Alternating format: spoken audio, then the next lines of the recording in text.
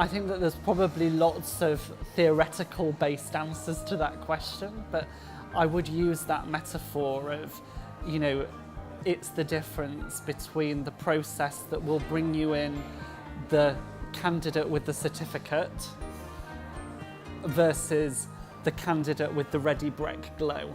I could walk around that office and I would know who came in on strength based and who came in on competency. I knew straight away because you could see the buzz in them. They were enjoying what they were doing, and it was really, I can't stress enough, it was really beneficial. I think not even to the people we recruited in and to the business, but to managers, because they were no longer having to spend so much of their time performance managing people out. They were actually more developing people into their strengths and helping them accomplish what they wanted to do. So it was really beneficial all around.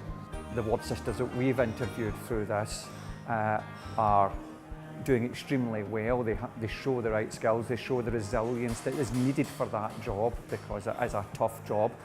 I think interestingly, one of the interviews we did and appointed through strengths-based, we'd previously interviewed that candidate in a competency-based interview, and they did not get the job. But when we interviewed them strengths-based, it was night and day. They shone through, and we would not have appointed them if it hadn't been for strengths-based recruitment. The candidates that came through that assessment process were the right candidates for the right jobs and stayed with the company for far longer than any candidates had ever done in the history of retail banking.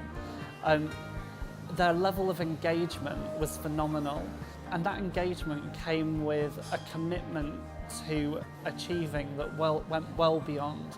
These people loved doing their jobs. They loved and they thrived working together. The energy that they had was really inspirational. What you found is that within about 6 months of changing everything from the recruitment, our attrition was fantastic.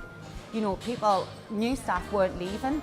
I suppose as well our customer service was much better. The scores that we were getting back from NPS or our customer service, or even just feedback from customers in general, was really good, because they felt like they were just speaking to somebody natural who just got it.